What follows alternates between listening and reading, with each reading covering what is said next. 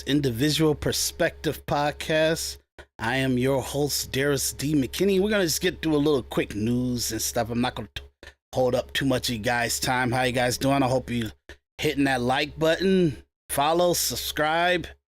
Please help me in the algorithm, y'all. That's what we doing. We trying to, got a lot of work to do for the next 367 days, including the next 2 days. You know what I'm saying?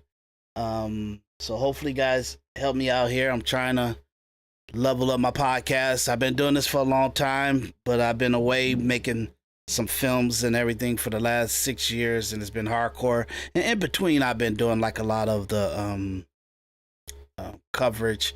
If you go to Apple Podcasts, Spotify, SoundCloud, you'll see some of my work for Individual Perspective Podcast that I did through 2015, 2016, 2017, and 2020 during the pandemic. We did a podcast called Life Choice, Health, and Wealth alongside my brother, Khalil Biddle, and he's passed now. So I dedicate all my podcast work to him.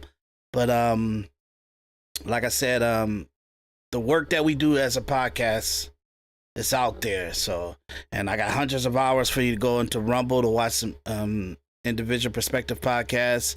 I just came over to just try to get followers and views and everything. So I told myself it don't look like it's possible to actually have a platform in podcasting without being on YouTube. So that's why I'm here talking to you guys, and hopefully you show me some love, okay?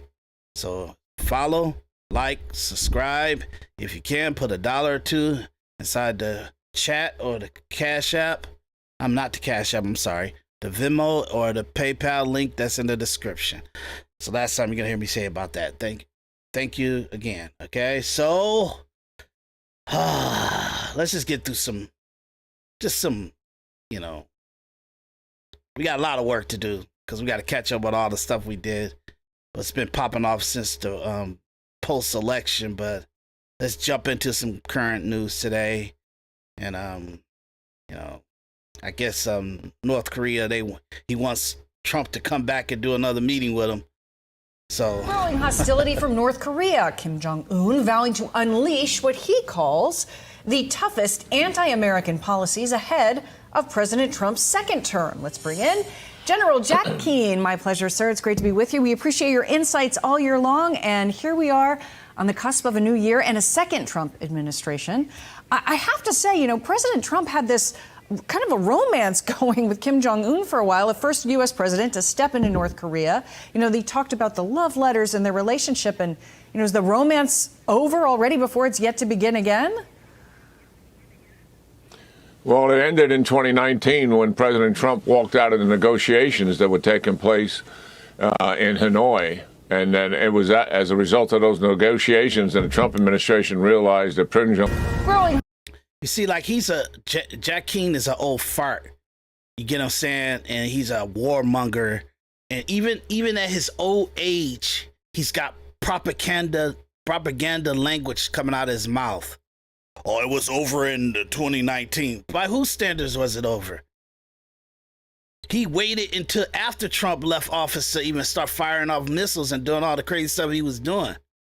So he had a leash on him. He dominated Kim Jong-un. But they're saying, well, he's still the same guy he was, and so I don't even know why Trump talked to him or even gave him any validity. That's what the narrative is. That's the undertone conversation. Even the anchor, she's talking about what happened to the love letters and all that other stuff. That's rhetoric from MSNBC and CNN and all that stuff like that when they tried to make it seem like Trump legitimized Kim Jong-un too much by going over there and having a communication with him. So this is all just rhetoric and propaganda, but even at his old age, he still got that military spy, like Pentagon, warmongering language.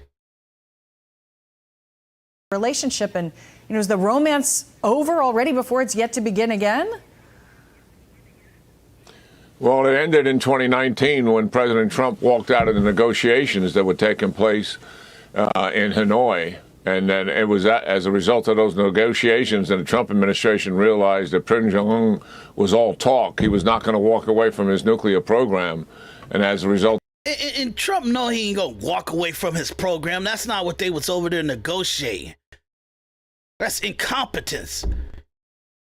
He was wanted to work out some kind of deal to say, hey, we'll give you commercial market. We'll actually make the economy of your country go good, but you got to see a little bit on your nuclear program. That's the conversation. But Kim Jong-un didn't know what like, hey man, you getting arrested and they trying to try you, convict you, your own DOJ trying to put you in jail, trying to criminalize you. I can't trust whatever deal that we make that it will be upheld, because you might not even make it to a second term. That was messed up, the conversation, that they was impeaching him every single year, the Republicans and the Democrats. They could his own Department of Justice. There's no such thing of a Department of Justice that's separate from the president. They are ran by the president. And they not no fourth branch of government where they can just investigate who they want to investigate. They investigate under the sanction or under the approval of the president. It's ridiculous.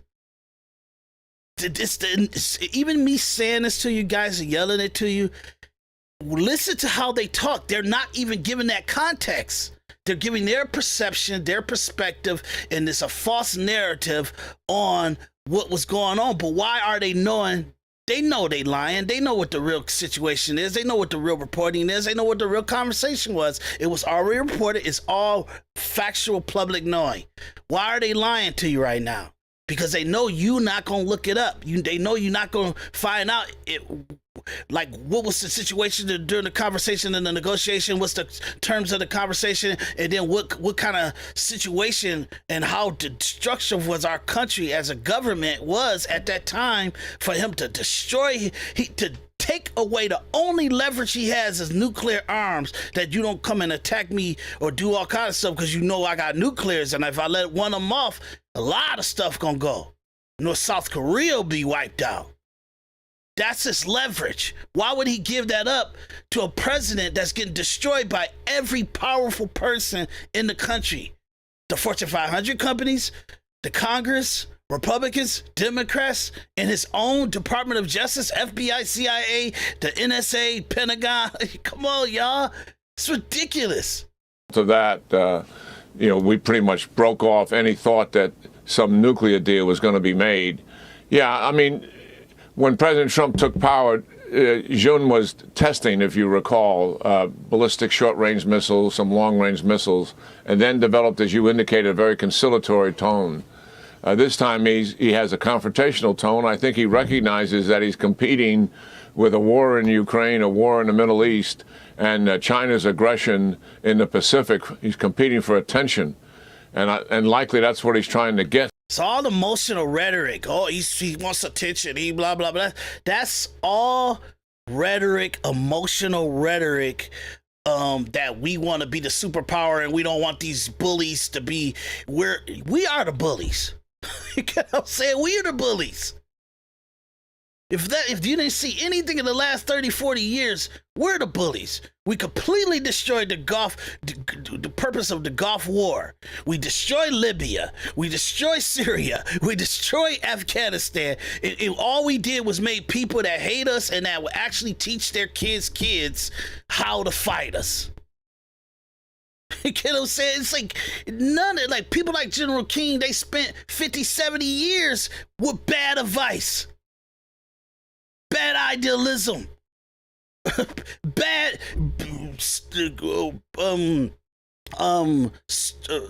what they call that, power, it's conciliatory with strength. You get what I'm saying? What it's mean, like you threaten people with a heavy force that you got to keep everybody. And what is right. he really after? I'm losing my train of thought because I'm blinking out so much. Sorry, guys. I don't see. I know that Jack King triggers me, and I'm coming in here doing this. I told myself I was going to use this clip. I knew that he was on the clip, but I didn't listen to it, and I'm always triggered by him. So I'm just so shocked that I couldn't even listen to the conversation of North Korea without his rhetoric triggering me.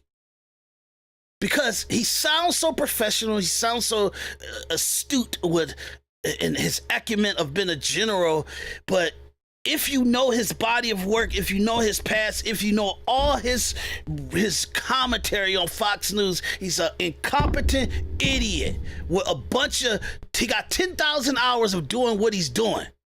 That's why he sounds good. That's why he sounds professional. I give you guys 10,000 hours to do the same shit, you would be just as fluid as this knucklehead is, but with your past, with your life work, show that you got credibility for the shit that's coming out your mouth. I'm so sorry. It's 12 minutes and I'm cussing. I apologize. Jeez. He wants to be accepted as a nuclear power, as the other nuclear powers in the world are accepted by the international community. And then he wants normal trade relations and removal of the sanctions, even though he gets around the UN sanctions because Russia and China help him out in terms of backdooring those sanctions. He really wants normal economic relations. That's what he is attempting to achieve in the face of what?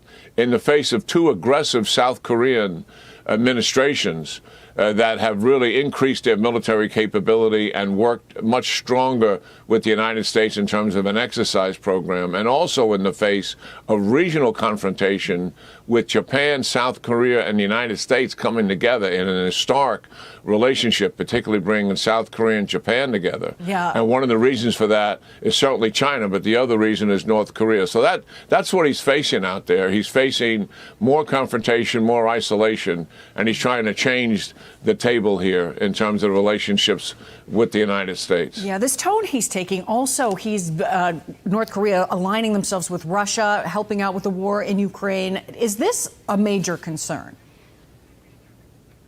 Oh, yeah, absolutely. I mean, the reality of it doesn't get the play it should get. North Korea has come in and declared war against Ukraine on the side of Russia, much as Italy did on the side of... Look, I'm so tired of this conversation about Ukraine and Russia. Listen, you idiots out there. Everybody that's watching, if you're on the side of Ukraine, you're incompetent. I'm sorry to actually say something so absolute like that, because people probably enjoy me. They probably thought that the Ukraine war was, or that Russia was the meanie and everything. I just want to say this to you, and I'm going to end this clip because I'm even insulting people I love while they watching this. If you want to understand what's going on with Ukraine and Russia and why you need to support Russia, okay, or at least have the understanding that Russia has the right to do exactly what they did and they should have had done even more, okay, you got to understand, you have to look at Ukraine and America as if Russia or China put military weaponry and military bases and that they actually got generals and actual military advisors going into Mexico, okay, to use for Mexico to go to war, a proxy war with us, a border war with us.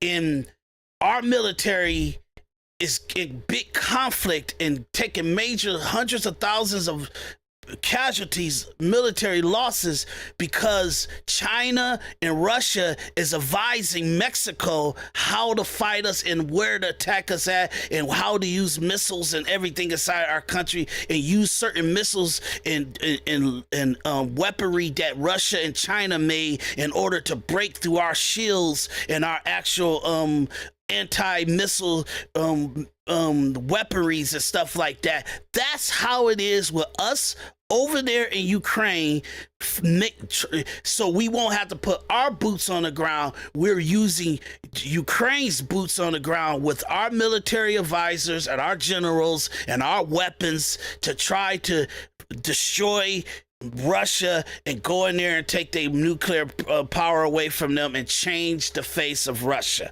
That's what we're doing in Ukraine. Okay? And if you want to understand it, just flip it and look at if China or Russia did that inside of Mexico and had Mexico fight us. That's how you got to look at it. Ain't no way in hell we gonna allow China or Russia to put their weapons and military advisory inside of Mexico or Canada.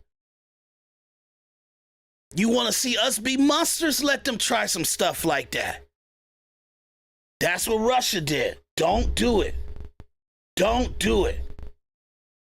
That's what Russia asked them. Don't do it. And for 20 years, we did it inch by inch by inch, and they said, "Hey, y'all too close now. Y'all too close to the border. I gotta destroy Ukraine's military and push them back, and then take over the land so it can be an exterior border of Russia before you really get to the border lines of Russia that really would affect us." That's what they had to do. So when you hear this stuff, think about what they're not telling you. Germany during World War II. So we have two powers aligned together to defeat Ukraine, an independent country. And that is major. It ain't independent. It's a proxy. It's a whore. It's a patsy for America. Stop it. The most significant escalation of the war, not a weapon system, another country fighting side by side with Russia. And not only that, but they provide them with significant ballistic missiles, significant artillery ammunition, and artillery weapons themselves. So they are a major aid to Russia in its attempt to try to defeat Ukraine. And that relationship is going to continue. Devastating plane crash in South Korea has left at least 177 people dead. The Boeing 737-800 plane, carrying 181 people on board, it skidded off the runway at an airport about 180 miles south of Seoul earlier today. Cleanup continuing this morning after the aircraft exploded on impact with a concrete wall at Muan. That's the international airport there in South Korea. Video of this crash is graphic. We want to give some of our viewers a warning because you may find this disturbing.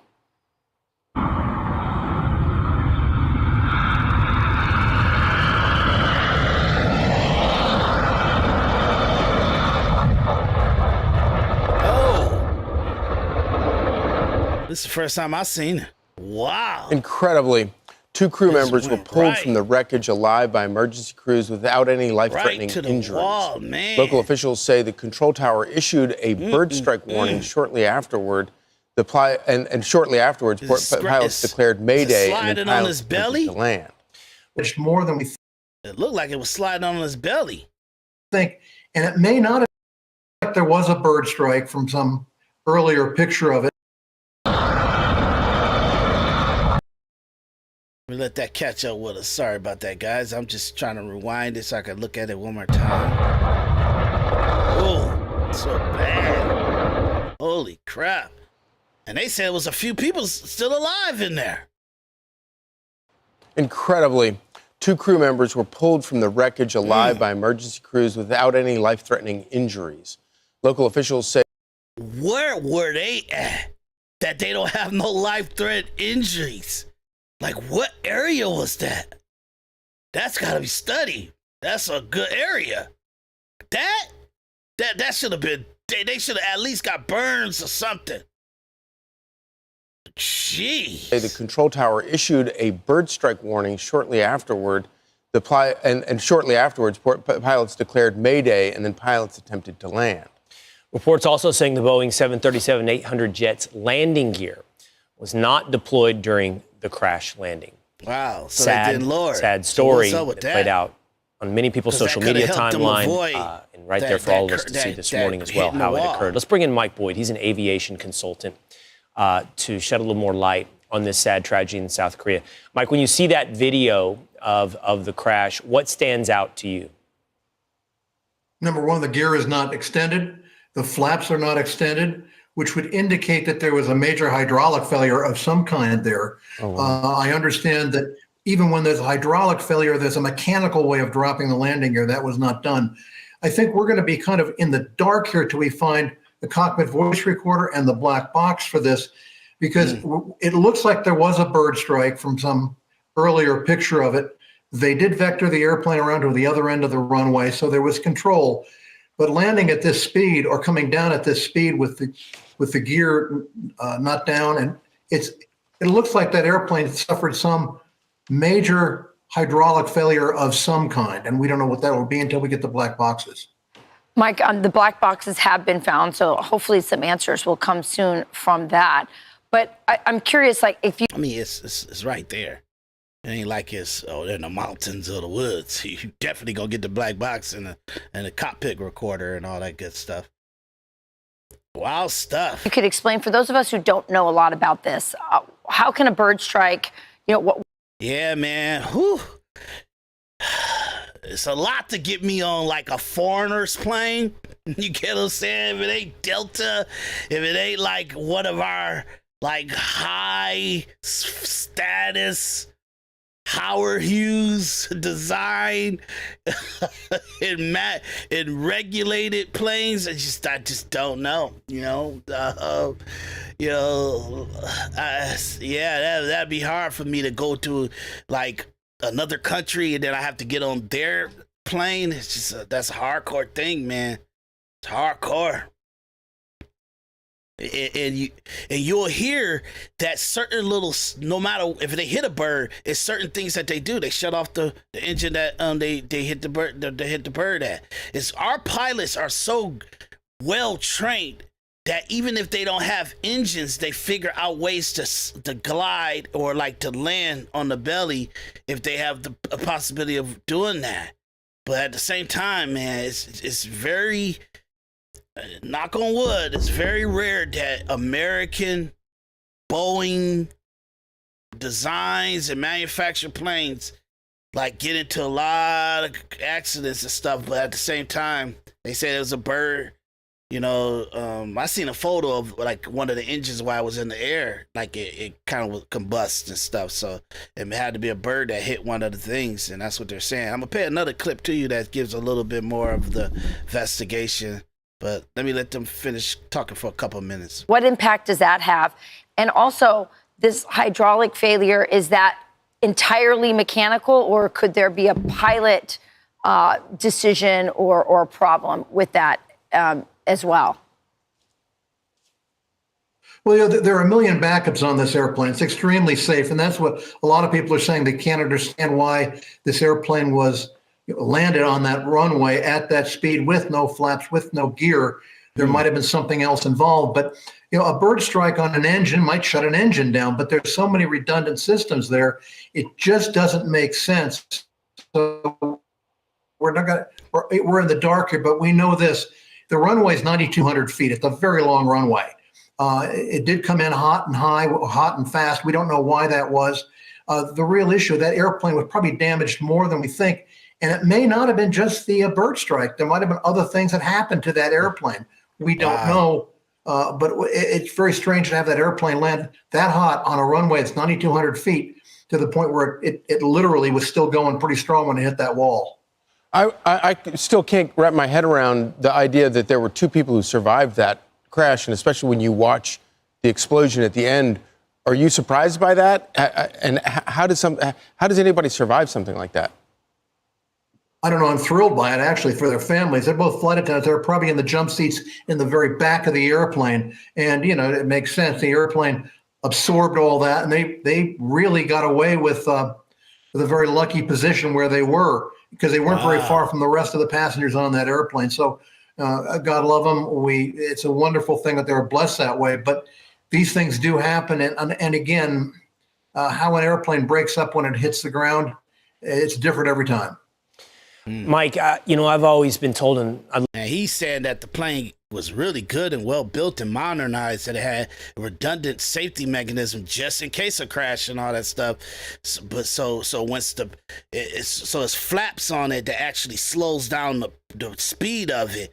And that wasn't deployed. That didn't work. The landing gear stuff didn't work, and it was just too many redundant things that didn't work. So that's what they're talking about. That something went wrong. That probably led to the bird hitting it, and then when it landed without certain precautions, or just pretty much having a long runway. It should have. Even if it hit that wall, it should have kind of like bounced off of it or hit it or just crashed into it. It shouldn't have been going so fast that it made it explode, because it's just such a heavy impact. So it was the speed of it. It's to them, it's like, oh man, you can slow the speed down with the flaps, but in taking some of that speed and the wind and everything and the speed of it, you can slow that down. Why didn't that work? And so it's so many things that didn't work. So that's the conspiracy about it. Love for you to tell me if this is accurate or not, that it's actually more risky during takeoff than it is on landing for most air flights. We all feel the jolt when we land and feel a bit of nervousness, but landing is, what I've been told, is one of the more safe aspects of air travel. But I want you to tell me if that's true or not, but I also want to see if I understand what you were telling Rachel correctly. Is it possible to land a plane and get it to stop without its landing gear, belly first, like we saw there, if the runway is long enough to bring it to a stop? Or should perhaps the pilot, if the plane was capable, avoided a landing and tried to stay up until the issues are resolved? I would suspect the second part they were doing, because I understand they did one go around. That's reported. I don't know. But keep in mind, yes, there are belly landings all the time. I mean, it's not unheard of. But in this case, that airplane didn't have its flaps. That meant it was coming in at a much higher speed to stay in the sky. Yeah, and that meant, bang, we're going way too fast on that runway. It has to do with the flaps in this case. The landing gear itself, we've had those things happen. But when you're landing at a very, very high speed, because you can't slow down because you'll fall out of the sky, it's a tough thing. And we don't know what the background of the crew was. I would suspect they were very qualified. This airline's been in business almost 20 years. It's almost a new airport. So all those things I don't think will be factors, but we will find out. Mike, wow. It can't be ignored that this was a Boeing plane. Can you talk to us about that? Because there have been some issues with Boeing as late. In fact, even some issues with air. Jesus. And Boeing had about 2 to 3 people, engineers and plane people, that was whistleblowers. And look this up, y'all.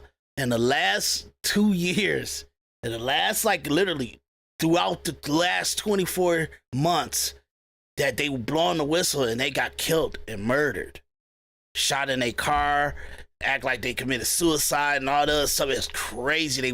They had to get depositions, but then before they got to deposition, the night before they get killed, they commit suicide. It was crazy stuff. Look it up, y'all. Look it up. Boeing got some. They fingers is something ain't right, because they got a couple engineers that did some whistleblowing, and they somehow magically another one commits suicide, another one gets murdered. It's just ridiculous. Okay, so don't even get me started. I'll do a report on that myself. But dude, not good. Something's up, man. Airplanes, Boeing airplanes, that very day in other airports. Nothing deadly, but I wouldn't go there with that. I really wouldn't. I mean, we had a separate set of things that happened, and this Boeing, this 800 is a very safe airplane. There's never been any systemic problems with it. So I would say it's not a Boeing issue. You always want to look at that, because you learn something from every crash. You learn something. But the fact of the matter here is we do know that some systems on that airplane were not working, and we knew there was a bird strike right before. That's probably the path they're going to go down right away, although every path is open. All right, Mike, we appreciate you jumping on with us early this morning and help us understand a little more about this sad tragedy in South Korea. Okay. Next My pleasure. video. Thank you, Mike. I'm Steve Ducey. World leaders have been sending condolences to South Korea after the country's deadliest aviation disaster on home soil. 179 passengers and crew aboard the Jeju air flight were killed when the Boeing 737-800 skidded off the runway at Muan International Airport and burst into flames. Only 2 crew members survived. Investigators have recovered both flight recorders as they try to piece together what happened. For more on this, I'd like to welcome Stephen Wright. He's the head of aviation and transport at the Technological University of Dublin. Stephen Wright, I want to be clear, we don't know anything conclusive yet, but some officials suspect the crash could have been caused by a bird strike. Could you explain to our viewers how small birds can bring down big planes? Good evening. The problem with birds is that they can be ingested. This is a seaside airport, so it stretches out towards the sea. And that means that you have problems with wildlife, with birds and such like. So it's possible the aircraft's coming into land and that it's known that flocks of birds are in the area. Now, this was given as a warning to the flight crew, from what we understand, from the transcripts that are recorded from air traffic control on the ground. The birds get ingested, typically just into one engine, and that then causes catastrophic damage on the engine itself. And although you lose the thrust, you also lose other services, namely hydraulics, electrics, pneumatic air. This is a particular problem. There's so much at stake. I mean, how often do bird strikes happen? And shouldn't there be security measures in place to at least minimize bird flocks at airports?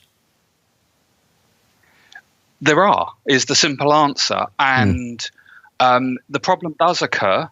I happen to have worked at London Gatwick and seen birds being ingested into a British Airways 757 leaving from England, going to America. And it was one of the most surreal things I've ever seen, including seeing bits of birds coming out the back of the engine, fire coming out the engine, exhaust from the fire extinguishers, and then watching all the fire service rush to the runway in preparation for the emergency landing. So I've seen this firsthand. It does happen. The airports do mitigate the problem by they have ground services that scare away the birds. You don't find any trees at airports or near airports because they mitigate that problem by preventing the birds from nesting in trees. They use other countermeasures to scare the birds away. So they do take this into account. It just does happen occasionally. Tell us why, in your opinion, the airplane did not have its landing gear lowered. I can't give you a definitive answer in simple terms. As looking at the video, there are some things that don't quite sit very well with me. Namely, it's apparent that the flight controls, that the hydraulic systems on the flight controls, they're hydraulically assisted. They weren't extended, so things like the spoilers. But the landing gear, although it's normally extended and retracted using hydraulic services, there's a emergency freefall. So you can pull a handle in the floor on the aircraft. It unlocks all the landing gear up locks. It makes the landing gear naturally open up, and the pilot then performs a couple of maneuvers left and right a few times, and that forces the landing gear down. And that's part of the design of the aircraft, to make sure that the wheels come down before landing. Why the plane came down without its landing gear extended, I can't give you that answer. Right. However, they've got the black boxes, and they will be interrogated to answer that question. Again, this is layman stuff, and we're talking largely to an audience of lay people. Why didn't the fire tender? It definitely ain't layman stuff. That's some high intellectual flight navigational information he's saying. So it definitely ain't like every man conversation. This is very smart and kind of let you know that there's so many like procedures and manual procedures that doesn't rely on systems and digital coding and stuff, that you can actually physically manually do certain things, and that for some reason, especially if they was flying around and then they came in from that landing and everything was in the control of the pilots, until they hit the actual ground, and they were going at a certain speed and they couldn't slow it down. That's out of their control. That's out of their hands when it start to belly. But everything to coming into land, they had the control. So at that time, if they wasn't pulling, if whatever the manual thing that he said was on the floor for the landing gear, if that didn't work, what's up with that? You know what I'm saying? Or if they didn't even do it, what's going on with that? But like they said, they'll find out with the recorder. It's interesting. That you've got is this aircraft was intending to come straight in from the sea, but then changed its mind, turned around, and returned back in the opposite direction. You mentioned the fact that the runways are long. The video shows the plane coming off the tarmac and hitting a wall. I take it it's standard for airstrips at international airports to be surrounded by brick walls?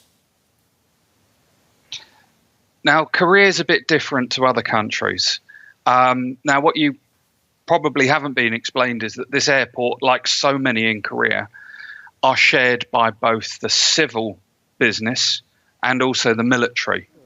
So the civil business, the military side of this, effectively it's a protected area. And I've traveled to South Korea many times. I'm married to a Korean.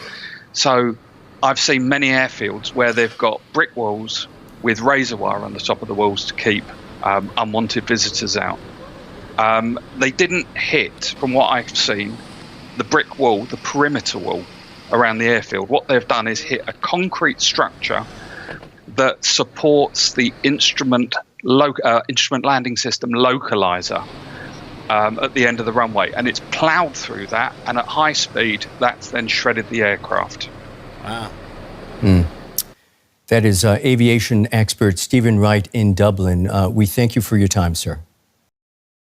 Okay, so that gives you guys the news on, the South Korea flight. They said 177 people died in that. They said the passengers, about 181 passengers. 2 passengers survived. So the pilots too, I'm sure they in the count of that. So 81, 80, so 81, 80, then it should have been 179, but so it should be 179. That's what they have on there. And Fox News, they had it at 177, so somebody got something wrong. So maybe they graphic guys counted it wrong. And, if it's 181, it will be 179. So get that right, Fox News. Okay, so let's get to the next news. We've got an urgent warning tonight from the FBI urging Americans to think twice before sending that next text message. Hackers from China have allegedly breached the telecommunications system. Fox 5's Jessica Formoso has more on what you need to know to protect your sensitive information. A Chinese threat actor, a Chinese hacker. See, this is my problem with even Apple and stuff like that. Google always have their stuff as open platform anyway, so they're for like collecting your data and whoring your name and your emails and your content out, and they make multi-billions of dollars a year off of just bouncing your email, your numbers, your information around through commerce and coupon sellers and all that crazy stuff, and they make billions of dollars a year off of that stuff. But Apple, the whole point of the iOS and Mac OS is that the software protects you. The software protects you. You get what I'm saying? And Apple, they don't got like at any given time somebody can hack into Apple ID and steal all the credit cards that buy movies and music on the iTunes and all that stuff like that. They ain't gonna allow that. They got one of the most secure systems in the world. Apple does. So why is Mac OS or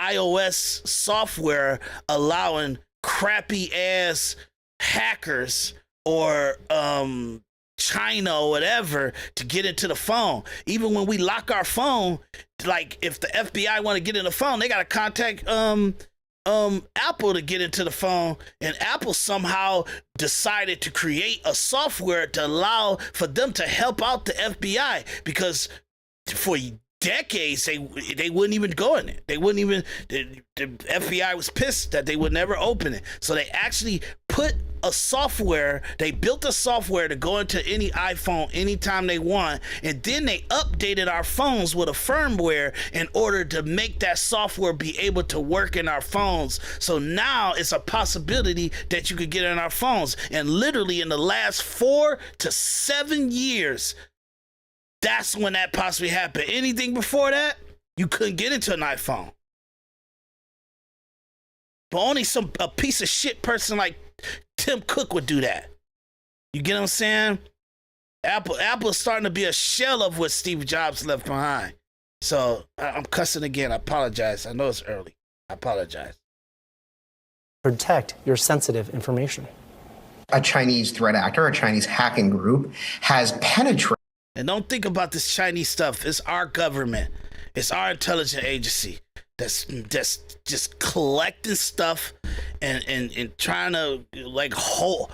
They got servers in Utah and all kind of places just collecting all our conversations, all our texts, all our video, all our emails, everything. And you guys are so dumb that you think this ain't been going on for the last decade.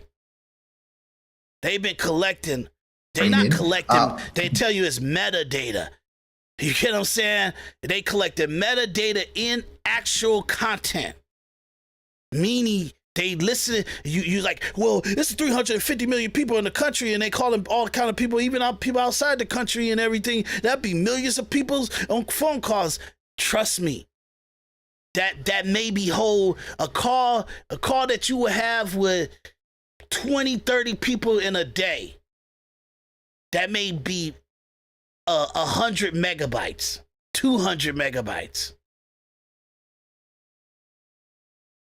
So just imagine if they collecting all your calls and all your communications and your videos on your screens and your FaceTime camera and all that stuff like that. If they collecting all that in a whole year, each person, I would say you could do a year worth of person's content for probably about 10 gigabytes. That ain't nothing. Let's say you're a very active person, 100 gigabytes. Maybe.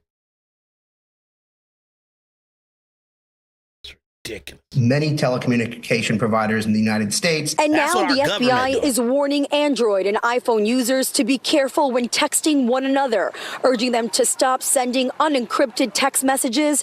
According to officials, the Chinese hackers hacked. The software is to encrypt it. It's to encrypt it. iOS is in encryption. It's got a 256 encryption code on it.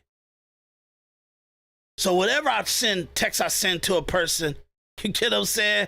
It's all they're seeing is the debauchery and the wildness of us interacting with each other, and the sex photos and the images and videos that we mess around with each other on the phone and all that stuff, and FaceTime and everything. All they doing is seeing it, and they try to say, hey, we're really collecting all y'all stuff, and now we're starting to see very important people do this crazy stuff. And I guess it's just a normal activity against human beings with technology. We want you guys to stop it because China could take it, but it's just them ingesting it, and they got all their tech people in their actual their little departments that scuffs through our information to find if something that we doing that should red flag them, and they're seeing a lot of debauchery, and so they, to calm the debauchery, they throw out a nest egg report about China hacking our phones and taking our information, instead of them just saying, hey, we taking a lot of y'all stuff, and we really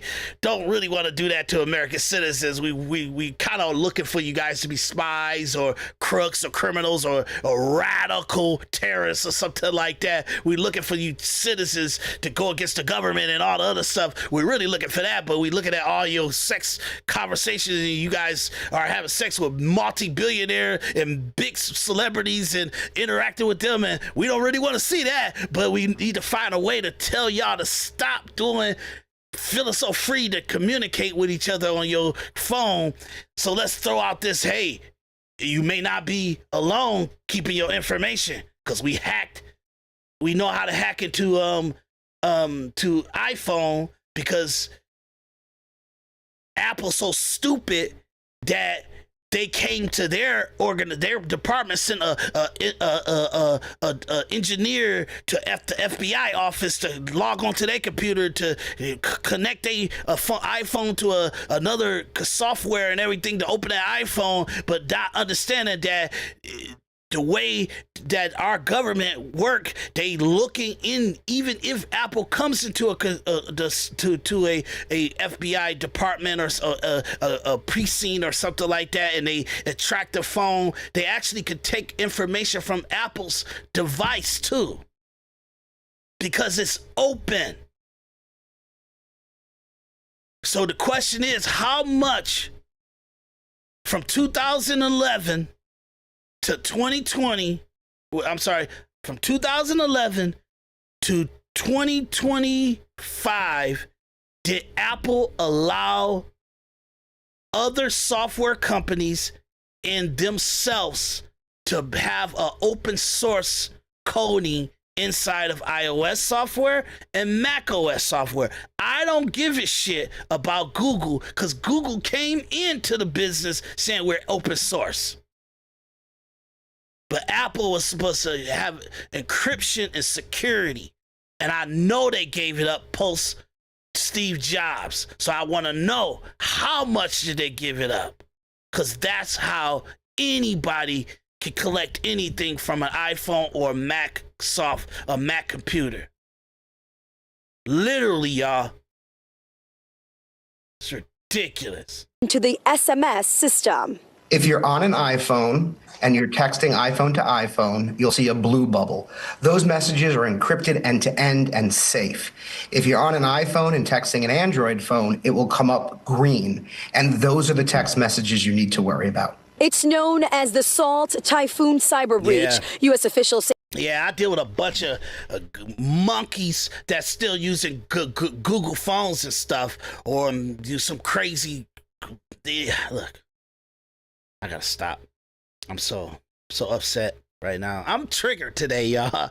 I'm yelling and saying some stuff I regret already. Only two things I regret so far is calling people that have Android phones monkeys.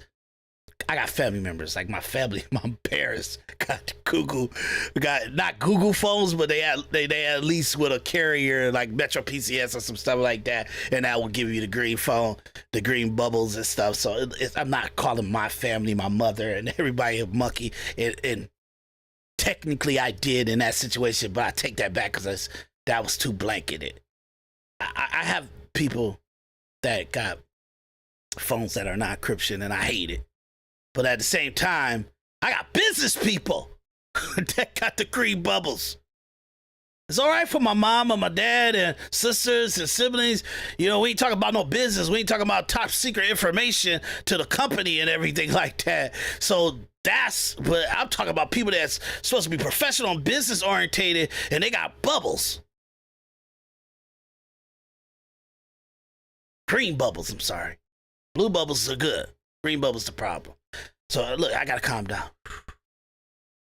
Let me get past this report. The hackers have accessed private text messages and phone conversations of Americans. Yeah, it is concerning. All my information is on the dark web. All of it. My social security number, my email address. I love how they say your conversations. Look, y'all. I'll say it again, and I'm gonna try to get through these last 50 seconds without being triggered every single 10 minutes or 20 minutes or 50. I'm tripping. I'm such a tech person. I build apps. I build websites. I do high-end graphics like Avatar, like Pixar animations. I do special effects and stuff like that. I do the high-end production. I have the capabilities of doing that. Some people act cheap, and I have to kind of not do the Titanic type of production because they can't afford it. So, but my abilities and my actual effectiveness is I'm up to that level and everything like that. So my ability, even with software and computers and everything, is so advanced. When I hear this stuff, I get triggered because people act like it's just dropped out of the sky and it just happened. Our government did this to us, y'all. I just ran it. do this for the last 20 minutes about how they did it and why is it like that. So Trump got a lot of work to do. You get what I'm saying? A lot of work to do. And he got to keep, I don't care about him winning. They didn't want you to win. They still want you to lose. And they making you have a false sense of security. You need to go in there and you need to attack every FBI that's set on the side, and they didn't do an investigation even on their boss when their boss was doing illegal collection, illegal investigation for the last 10 to 14 years. It's unacceptable. All of them need to be fired. CIA, all of them need to be fired. That sounds radical, I know. But that's how bad our system is. And just think of that. It's no way you're going to be able to fire every FBI agent, every CIA agent. Go clean house on any top secret NSA department that stand on the side and did criminal things that were against American citizens' Fourth Amendment right, Fifth Amendment right, and their First Amendment right. We know for sure that all those agencies stood idly by and watched hundreds of thousands, millions of people, hundreds of millions of people get their constitutional rights railroaded on them. That made all those organizations illegitimate. But to do that, you won't even have the department. So what are you going to do in the meantime while you finding another 200 employees that swap out and take the place with integrity? And now these people start with credibility because they didn't lose the credibility by being idly standing by, being patsy, or being innocent bystanders to the destruction of our freedoms. Don't even get me started. I know, I'm red flagging myself. I can imagine. That's my name, my address, everything. Adam Scott Want is a professor of public policy at John Jay College. He says this is serious and concerning. Most Americans will say, I have nothing to hide. I have nothing to worry about. But the truth of the matter is that the information in your text messages will and can be used by hackers and scammers all over the world to get an advantage on you, to try to scam you out of money. The FBI and the Cybersecurity and Infrastructure Security Agency are recommending people use... I had a knucklehead that texted me or something. I don't know how. I can't remember how it was. It was an email. It was a text. Something. I don't know what it was. But they texted and said, well, do you know this person? Or I monitored you from this place. And it was like my old job. And I'm like, I ain't do no wild stuff at my old job. You get what I'm saying? And they talk about my porn, the porn that I look up or something, or in the stuff that I look at, the type of categories or something. I don't know what it was, which I'm specific about maybe a couple things I may look up if I do look at porn, which I'm not. I'm just telling you if I did in the past. It's not something that I wouldn't know how to articulate, or I don't give a shit. You get what I'm saying? So they were saying like, well, if you don't do this, if you don't send us $4,000, we gonna release it to the internet or release it to everybody in your contact list. Go right ahead. Go right ahead. You get what I'm saying? It's a wild world out here. Okay. Now look, I don't know exactly what I've ever looked up on porn sites or something, everything, but I kind of know I'm me. So I know my habits. I know what I would like. I like it, everything like that. And if I did in the past have something that, and this was like something that had to be like years ago. You get what I'm saying? And so whatever it is, I'm not ashamed about human desire and evolution and process. I gotta work. Gotta get it off sometimes. You know what I'm saying? I'm being funny. Don't flag me. Don't flag me. Don't dislike me and not come and watch my podcast. I'm just being very blunt in this conversation. But I thought it was crazy. I'm like, I don't care. You're crazy. I'm not gonna let you. You're not gonna threaten me and to shame me for me. I don't look in the mirror and be ashamed of anything I said, done, anything. I'm not ashamed of me. I don't regret me. I can stand up on 10 toes on me. You could never use me against me. It's crazy. It's just, look, I know. I told y'all I'm triggered by this article, by this actual report. I'm really triggered. I've said a lot of wild stuff, but look, this is podcasting. Encrypted messaging apps such as WhatsApp and Signal to minimize hackers' chances of I don't use intercepting. WhatsApp. I only use Apple stuff, and they're failing me. You know what I'm saying? I guess. With this report, it said that you ain't secure with an iPhone or Mac computer or iMacs. It's ridiculous. Their text messages. Who fixes this? It's up to industry to fix this. Experts say not to text any sensitive or personal information such as... No, it's our iPhone. It's our phone. We can't get into y'all head and not text anything personal, conversations, interactions that we have. I remember it was a podcaster that was doing really good. I'm a Detroiter, and he lives here, and he was doing this stuff. And I'm like, man, we collaborate, and I work with this guy, man, and everything. I could do some good work for him and everything like that. In addition to that, I called him. You know, he's making a ton of dough. I'm like, hey, man, I need to kind of get myself out this hole, but I got a plan. I got a strategic plan of where this benefits everybody. You get what I'm saying? And then, like, that interaction, I don't care if that comes back to hunt me, because everybody needs operation costs and startup funds. I've done so much powerful stuff without startup cash flow. I went years of accomplishing, knocking out, because I'm a filmmaker. I knocked out multiple movies without startup cash flow. I nickel and dime to get my equipment, nickel and dime to see a movie through and make sure that it get executed on and get everything that I wrote in that script. I nickel and dime. I never had startup cash flow. I never had like true budgets and stuff like that. A budget cost for 50 grand, I got 2 grand. A movie's called for 30, 40, 50 grand. I done it for 15. Just something, I did a movie, big detail, special effects, crazy, really, really hard and complicated, even to this day, as I'm going through the post-production process. It's $84,000. I sent the invoice to the potential executive producer, and all they had was 15 grand, and I turned it in that the only way I can get this movie done was 84,000. But no one had it, so I did what I did, and I fought to get that movie completed. Shot the movie 2 times. 2 times. By the time it was done, I had to put in 25,000. Because the first 15 grand was just irrelevant.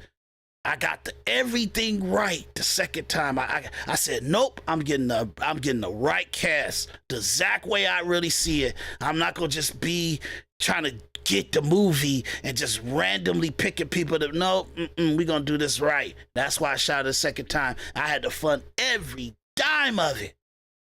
And we talking about $186,000 of production, casting, feeding, food, equipment, all that stuff. All I had to do is go in there with 15 grand. So that means another 160 grand I had to come up with. Nobody would help me. Nobody would answer the questions for me. Nobody would solve the financial situations that popped up in that 4 years it took for me to get that movie accomplished.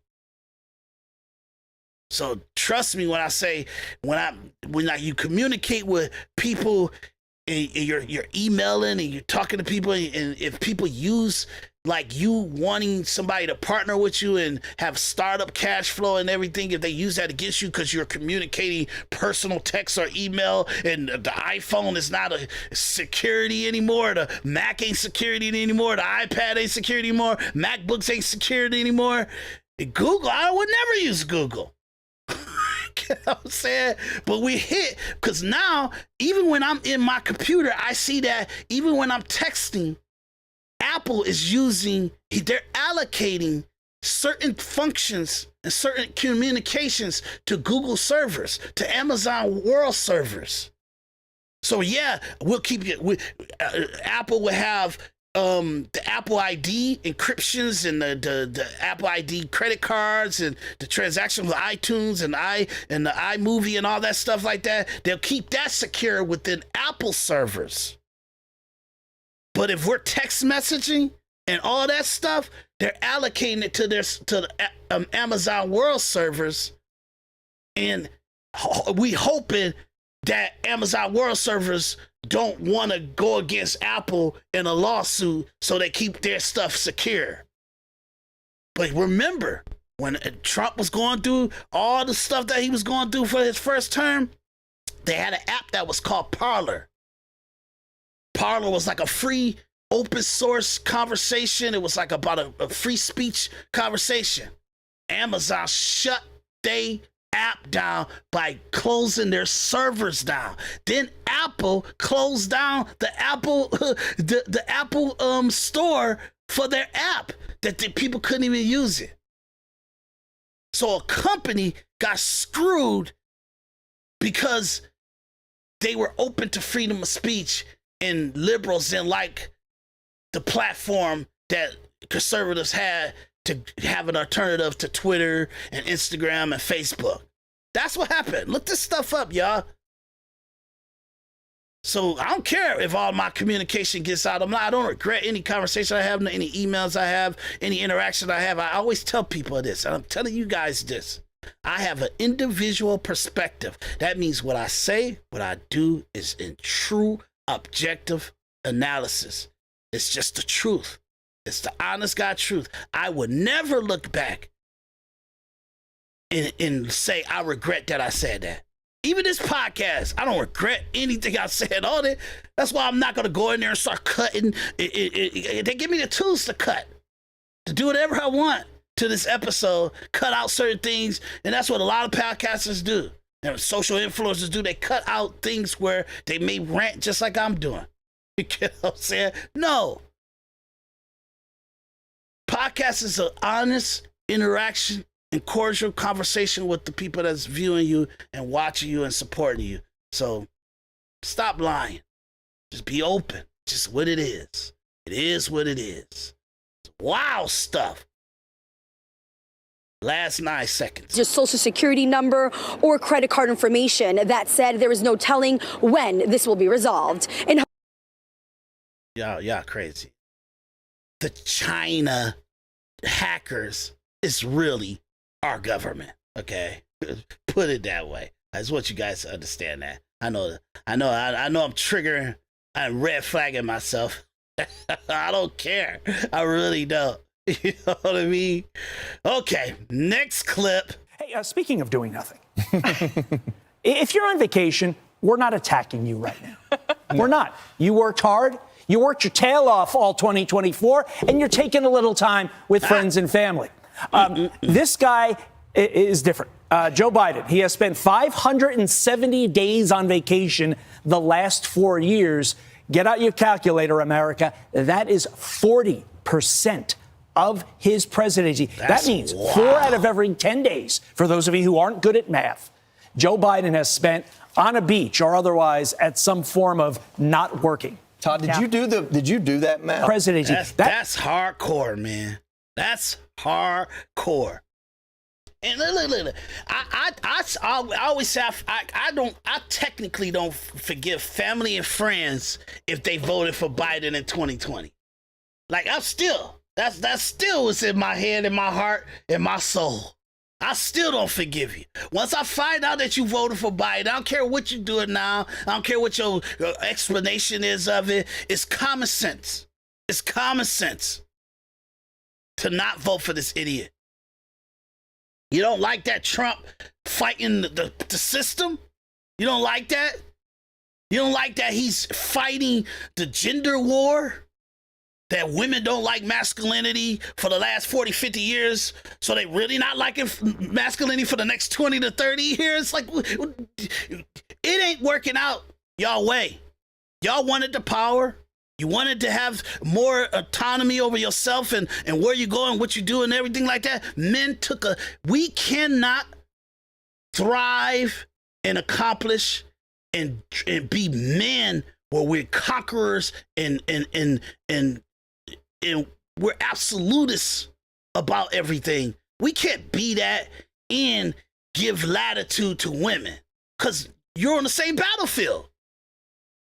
So if you come at a sword with us, we got to protect ourselves. So we got to cut your head off now.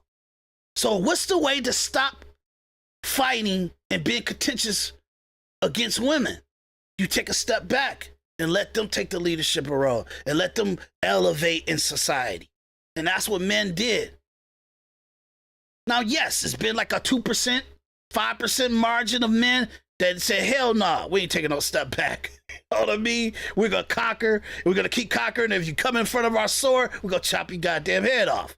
That's what happened. But 95% of all men, they subdued themselves for their mothers, their sisters, their daughters, their female friends and everything like that. They didn't get in no competitive zone with them. It's counterproductive. So in that situation, that's why you got what they call the simp culture or the beta males and all that stuff like that. No man is weak. All men are strong and dominant, and they are conquerors. They have what I call the Alexander syndrome. Their accomplishments is ridiculous and it's radical. So if you see them passive, if you see them weak, that's them psychologically and ideologically doing that to themselves because of they look up to their mothers or the females that they were around or who they was raised with or their favorite teacher or some psychological thing is stopping them being a dominant masculine conqueror because it's in them. Trust me.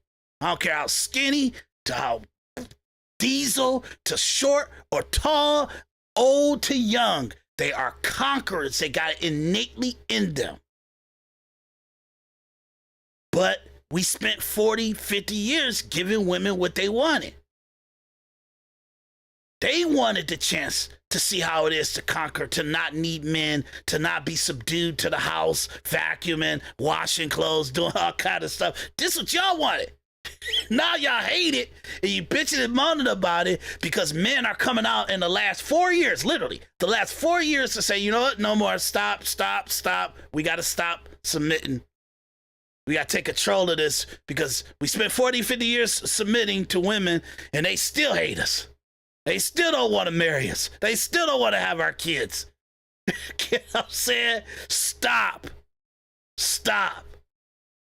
So for the last 4 years, men been going on podcasts and social influencers on Instagram and TikTok and YouTube and Rumble and all that stuff. And they talk about men taking back over. That's 4 years where the real gender war started. Okay? I say this because this man has been took 4 days out of every 10 days, 4 days out of every 10 days to take a vacation. And he's the president. 570 days on vacation, 40% of his presidency. And y'all still voted for Kamala. 90? Look, I'm not even going to get started. I'm going to save that for another podcast. Okay? I'm just saying. I will never forgive people for voting for Biden in 2020. Ever. It's a passive aggressive dislike for you. Somewhere in me. Or at least, because I got family members. My parents probably voted for Biden. I love them to death, yes. But boy. 4 out of every 10. Let's not have a conversation about your vote for Biden. Ever. Because we can burn bridges on that. That's ridiculous. Days, for those of you who aren't good at math, Joe Biden has spent on a beach or otherwise at some form of not working. Todd, did you do that math? Of course, I got up here early this morning on that graphic. I I'm did. just okay. I was afraid to do the numbers. That's 40%. That's a lot. That's a lot. 40% on vacation. Only one person gets to be president. It is a grueling job. It demands more of you than most people. You can't compare the job of presidency to any other occupation. And if you're going to go and ask for it, beg for it, you got to be able to do it. And that 40% on vacation tells me he might not have been up for that job. Yeah, and also a lot of these vacations, the White House argues Love him with his shirt off. He on the beach. He laying out. He just like, he don't care. It's a lot of you guys don't understand. You're looking at it as if you on the beach. They got like 40 or 100 photographers with a reporter with a camera in news organizations. I'm talking about all the news organizations: CBS, NBC, MSNBC, CNN, Fox News, podcasters, all Washington Post, New York Times, News Daily. All these people got people following him. And he's like knocked out on the beach. Like ain't nobody watching him. Do you understand the hubris with that situation? Look, I do this on another episode. Next video.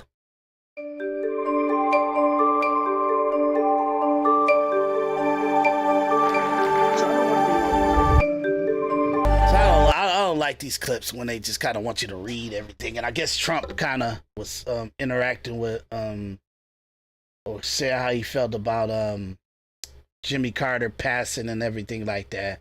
I did a recent report on that in the previous episode that I did last night and everything, so we don't got to go over that. You know what I do want to talk about? My Detroit Lions. Okay? I do want to talk about them because I want to rant about that.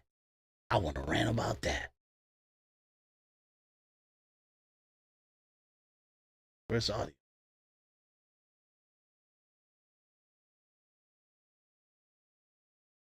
In the toughest division in football. And so okay, let's rewind that. I had the audio off. I apologize. The Lions have landed in California, and as they touched down, the Vikings took out the Packers.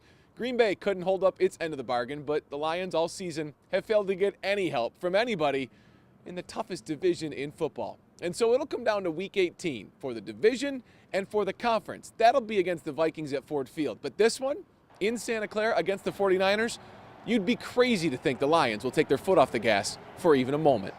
I'll make this easy for everybody. That way all the critics can jump out and start attacking. But that way you don't have to debate them anymore. We're bringing everything we got to this game, and we are playing, and I don't care what it looks like and where it's at or who's this, who's that. We're going out to play and win this game. This is a different season. This is a different 49ers team that has already been eliminated from the postseason.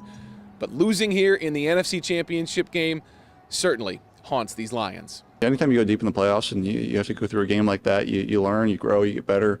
Yeah, I'm going to stop this real quick. Look, Jared Goff, I know I'm going to try to coast this really good, okay? Because I got family members. They love Jared Goff. Jared Goff, you be slipping on your offense, man. Slip on your offense.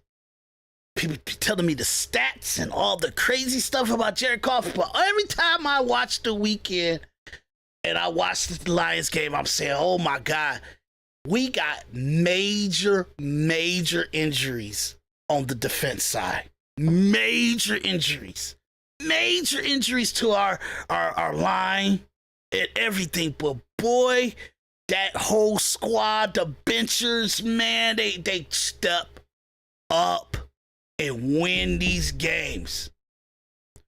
For us to be 13 and I think it's 13-2 or 13-3. I gotta look it up.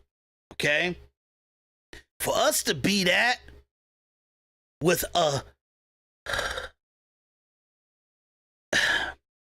it ain't the quarterback. Okay? I know. Look, family members, Ken, I know. Don't beat me up. I'm just saying. boy, please pay attention to the game. Y'all watch it hardcore, more tighter in stats and all the figurines and algorithms more than I do. Our quarterbacks, our defense, our line, they won these games for us. Maybe I'll give about 3 games, maybe 3 games to Goff that he was a value in the situation that helped us win. Maybe. Boy, what I see is like 70% is a passing game. It's a passing game. Ain't no Tom Brady throwing that ball and nailing it. He does some good ones sometimes. I see him. I'm not saying I don't see him. I see him. But boy, the gamble he take on third is brutal. That's got to stop. It's got to stop. I can't remember the game that we played maybe about a couple games ago, but it was like on a Thursday. And I'm saying, hey, we may be up like 11 or 12 wins and stuff, but this game is important because this is a championship game. The team that they were playing, they got gusto, and they had. I gotta look it up. Give me a second. They had gusto. They was there to win. They was there to win. So it was almost like being in a playoff situation or a Super Bowl situation.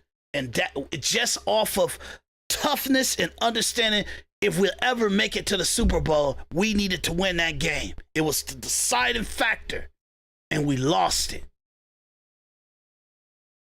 So I'm not going to say what my crazy mindset thinks about that overall, okay? I'm here like everybody, wishing upon a star, clicking my heels. Yeah, let's do it. But boy, I wasn't happy about it. I'm not gonna lie. So now they saying like, oh, we gonna bring everything we got to this game, even though it doesn't matter to us, and even though it's not gonna make us lose or win, because the Minnesota Vikings game, that's gonna hurt us if we don't win that game. Are you crazy? You get what I'm saying? You better win tonight. Why? Even if 49ers not even in the playoffs, so they could just lose it, and it doesn't matter. You get what I'm saying? You guys got to win every single day to make up for the one we lost that we should have won. I'm looking at the schedule. Give me a second. I know.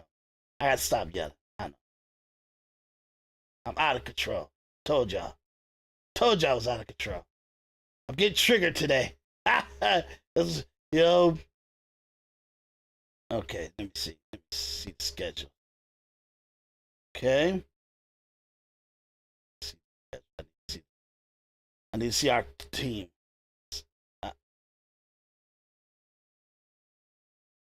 Man, what is that? Oh, can't remember what team that was.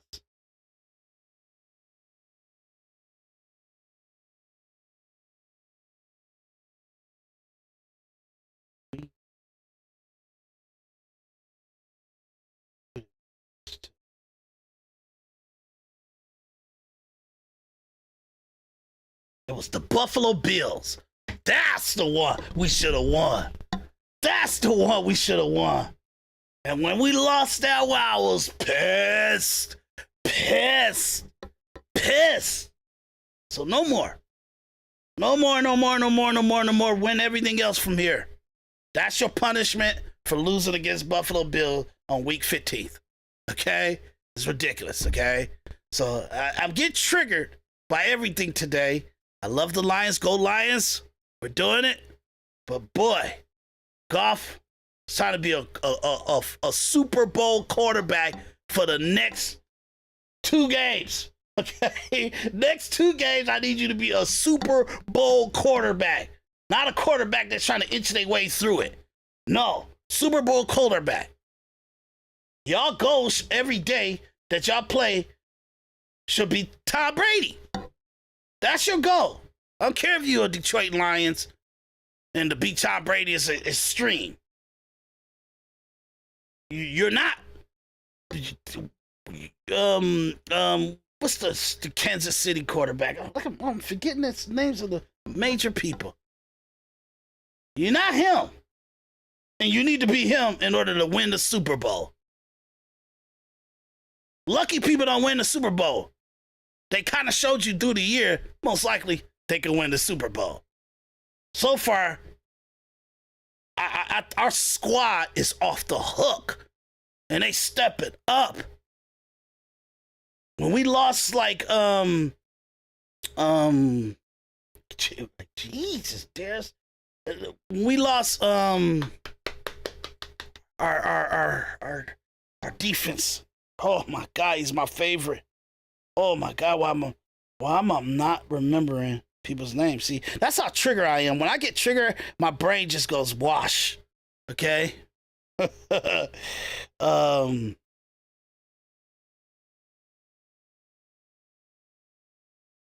Oh my God.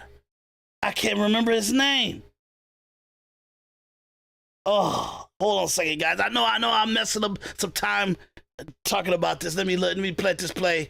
Get closer. We felt so close to winning that game, and we came up short, but This is a different season. This is a different 49ers team that has already been eliminated from the postseason.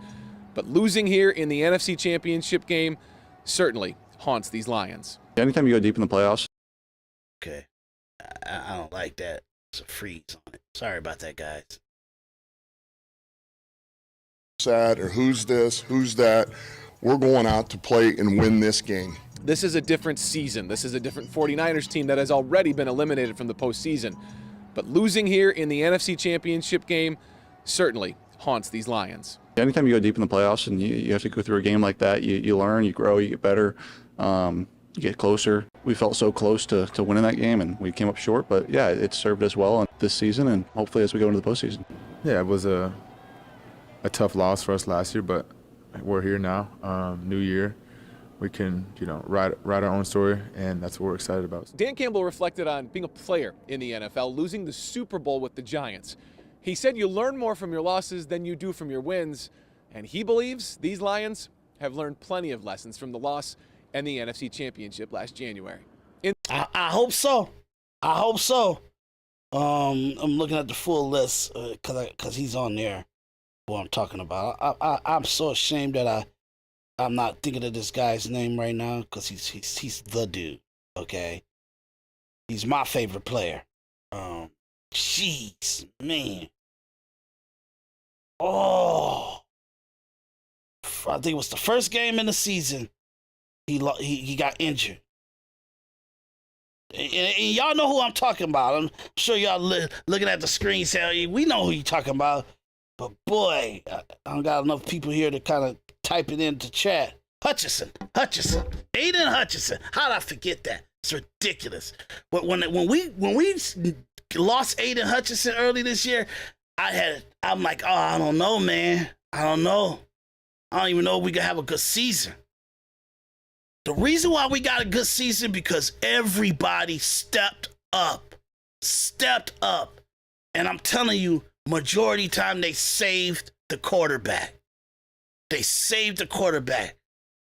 So for the next 2 games and the next 4 games, really, I need the quarterback to actually be a quarterback worth the Super Bowl. That's what I need. Okay? Jared Goff. When everybody was kind of forcing and twisting the arm of the Ford family to recontract Jared Goff through the draft last year, I'm like, man, we can get a great quarterback. We need to get a great quarterback. But it didn't go my way, okay? So please, Jared Goff, please prove me wrong, okay? Please. And be a Super Bowl quarterback for the next 4 games. Okay? That's the 2 playoff games, and it's the 2 ones that we got coming up with 49ers and the Vikings, okay? That's what I asked for. That's what I'm asking for. I'll shut up. I know I'm putting some bad juju on it, but you look, come on. This is ridiculous. It's really, really ridiculous, y'all. Really ridiculous, okay? So I'm going to end my podcast with that conversation. I do want to talk about another situation, but I think I need to do it as an isolated episode because it gets a little dirty. It's a dirty one. Okay. So, thanks, guys. This is Individual Perspective Podcast. I'm your host, Daris D. McKinney, and this is my podcast for the day. Hopefully I come in later on to do another one and do a few more, but I got some other work I got to complete for the next 4 hours and stuff like that. I got some movies coming to you guys. Please support us. And if you guys can, hit the like, subscribe, and follow button on this channel, Individual Perspective. We are trying to give you good stuff, okay? I know I got plans for us that's going to be very competitive, but I know I don't got a lot of followers. I know I don't got a lot of subscribers. So every time you guys come across it, you need to click that subscribe and that like and follow button. I'll see you guys on the next episode. And boy, we got a lot to do. And yes, like I told myself, I'm trying to stop myself from even using my cell phone to talk to people because I need to push these people off. I need to not even rely on them, not even look at them, and restart my circle again. It's a bright future for me. I did some good things in the last 6 years to arm myself for a future. So what I need to do, and like I said, if you watch my previous episodes of mindset inventory, you got to change it up, and you got to be disciplined to that change. And that's what I'm doing starting today. I'm not doing anything how I did it last year in 2024. Nothing. Not business, not relationships, nothing. Everything's got to be turned up. Everything's got to be for the purpose of what I'm driving for, because I've been fighting for greatness and great accomplishments, and I've been having some negative reinforcement, like drag me back, slow me down, no positive reinforcement. So if it's not going to be positive, I got to do it myself. And so happened to be at the last 9 months told me I'm on my own. And sooner or later, you need to change it up. You need to stop doing things that don't work. And that's what I'm doing. And that's a mindset inventory that I'm putting in. And I'll be doing another 4th episode on the mindset inventory. But please watch some of the previous episodes. I go deep into it, deep into psychosis, thinking about even just myself and what I need to give to myself to win, to level up, to even execute on the goals that I already heavily accomplished, and for me to see benefits and financial gain and everything like that. So you guys are looking at me and you listen to me come on this podcast, and I talk about it a lot and everything. And this is gonna live forever, I guess. But at the same time, please help, subscribe, like, and follow. Let's build this community. Individual Perspective Podcast. My name is Daris D. McKinney, and I'll see you guys on the flip side.